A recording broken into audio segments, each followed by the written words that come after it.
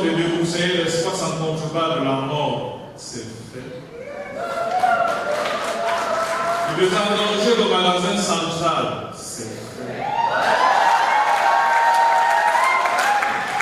De désengager tous les issues de secours de l'hôpital général de Yaoundé, c'est fait. Ce que je vais dire là n'est pas encore fait.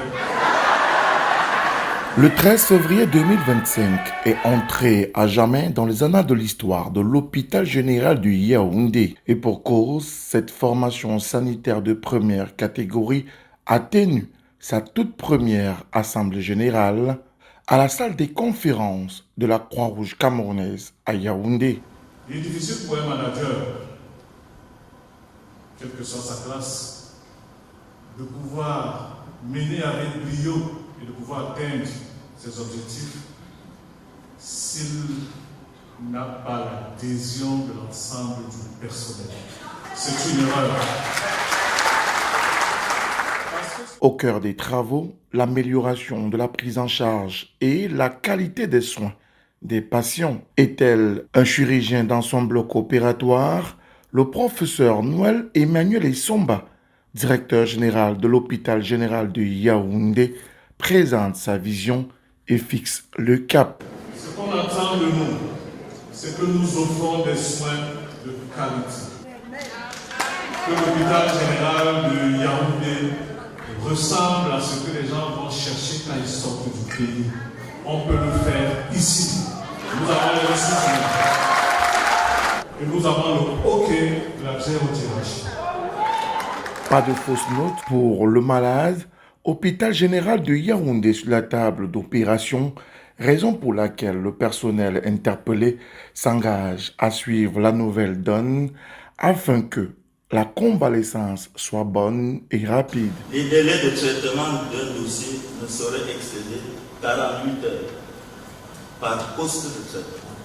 Une fiche de circulation est dans ce sens quand un dossier en avancé dans un bureau. Vous pouvez compter sur le personnel pour vous accompagner dans cette tâche difficile et gigantesque. En plus de ce diagnostic, l'évaluation en termes de soins médicaux et paramédicaux pour l'année 2024 a été faite. Bien que significative, celle-ci doit être considérablement améliorée en 2025. En termes d'hospitalisation, en 2023, ces pôles ont produit 16 803 hospitalisations et en 2024, 17 270. Donc il y a une progression beaucoup plus en termes d'actes. Les actes sont passés de 29 000 à 39 000. En termes de décès, et nous avons profité un petit peu de cette tribune pour attirer l'attention. Pour parvenir à cet objectif majeur, de nombreux médicaments ont été prescrits au personnel de l'hôpital général de Yaoundé. Vous avez travaillé, pensez à cette devise. C'est excellence, on doit être dans l'excellence. On doit être au sommet de la pyramide, quelqu'un a répété pyramide plusieurs fois. C'est l'empathie.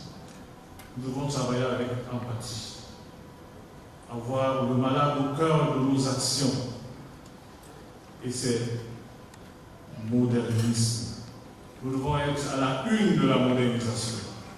Une posologie forte, mais surtout efficace, qui vise à redorer le blason de cette formation sanitaire de première catégorie. Par ailleurs, pôle d'excellence sanitaire et universitaire au Cameroun et en Afrique centrale. Alors, la théothérapie nous a donné un certain nombre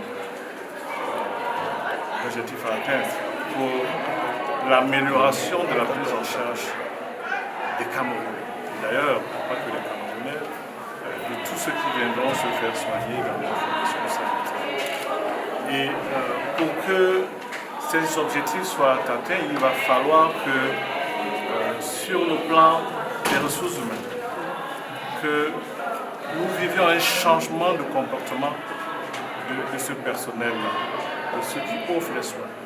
Nous leur avons demandé de mettre le patient au cœur de leurs actions, de travailler avec empathie et que la discipline soit au rendez-vous, n'est-ce pas, de toutes les organisations. Nous comptons aller plus loin, parce qu'il y a un certain nombre de services qui sont définitivement à la norme, mais nous souhaitons que l'ensemble de l'hôpital puisse connaître cette métamorphose, afin que lorsqu'un patient arrive, quel que soit le service où il ira, qu'il puisse se sentir à l'aise. L'Évangile a dit, tu enfanteras un fils. Tu l'appelleras Emmanuel. Et cela veut dire tout simplement que Dieu est avec vous.